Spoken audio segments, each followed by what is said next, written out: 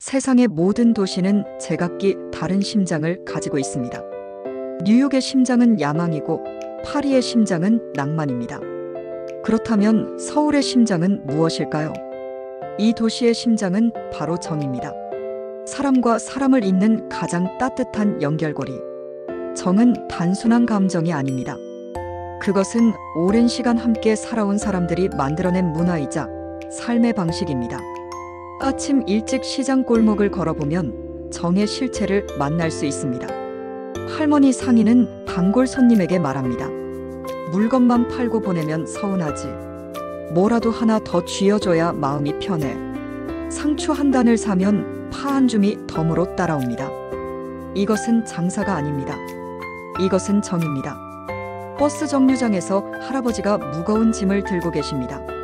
지나가던 청년이 자연스럽게 짐을 들어드립니다. 고맙다는 말에 청년은 웃으며 대답합니다. 별 말씀을요. 당연한 거죠. 아파트 놀이터에서 아이가 넘어져 울음을 터뜨립니다. 그 아이의 엄마는 잠시 자리를 비운 상태입니다. 그러자 다른 엄마가 달려갑니다.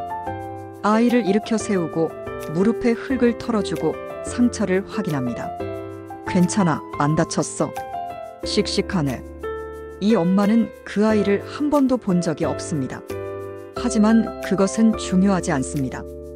우는 아이를 그냥 지나칠 수 없는 것, 그것이 정입니다.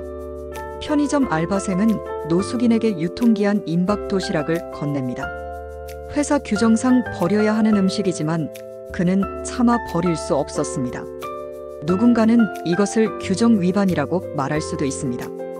하지만 그는 이것이 더 옳다고 믿습니다. 이런 작은 순간들이 모여 우리의 일상을 만듭니다.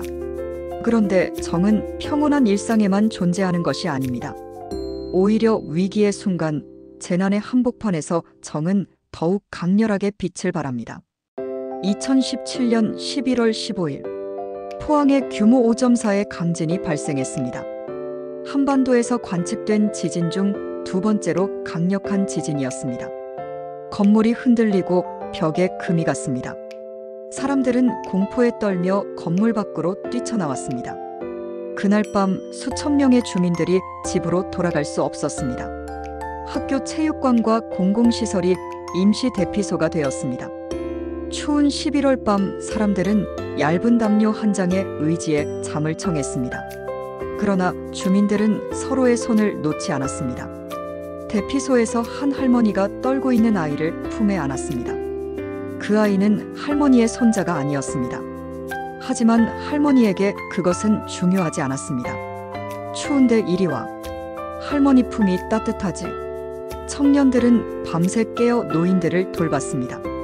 물을 나르고 담요를 덮어드리고 불안해하는 분들과 이야기를 나눴습니다. 아무도 시키지 않았습니다.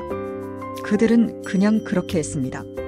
다음 날 아침 전국에서 구호 물품이 쏟아져 들어왔습니다. 서울에서, 부산에서, 제주에서 트럭 수십 대 분량의 물과 음식, 담요, 옷가지들. 그리고 무엇보다 중요한 것은 사람들이었습니다. 전국 각지에서 자원봉사자들이 모여들었습니다.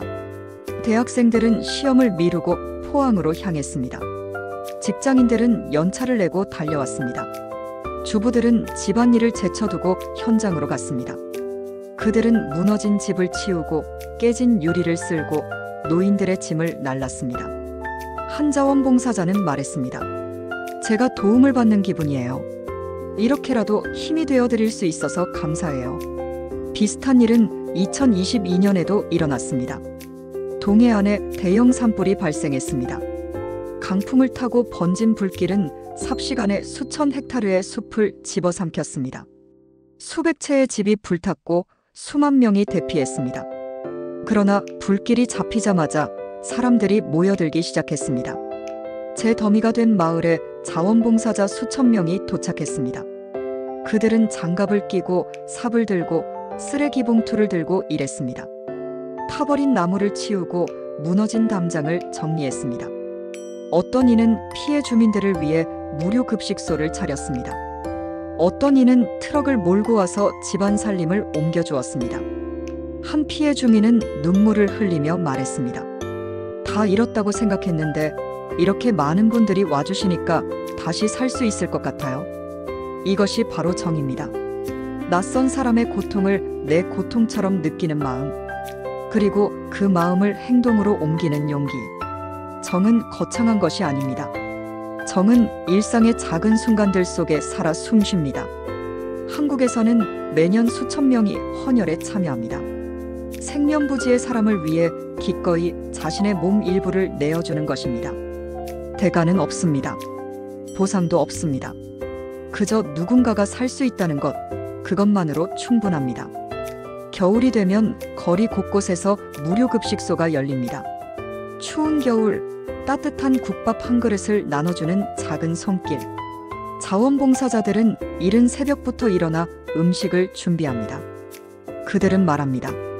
따뜻한 밥 한 끼로 누군가의 하루가 조금이라도 나아진다면 그것으로 충분해요.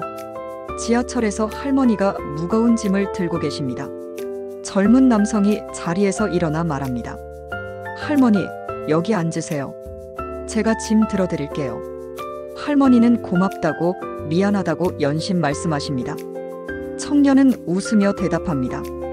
괜찮아요. 저희 할머니 생각나서 그래요.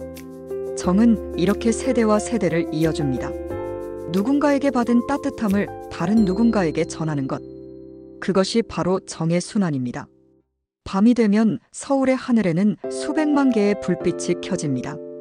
각각의 창문 뒤에는 사람들의 이야기가 있습니다. 기쁨과 슬픔, 희망과 좌절. 그러나 무엇보다 중요한 것은 이것입니다. 이 도시의 불빛 하나하나가 혼자가 아닌 누군가와 연결되어 있다는 사실을. 우리는 혼자가 아닙니다.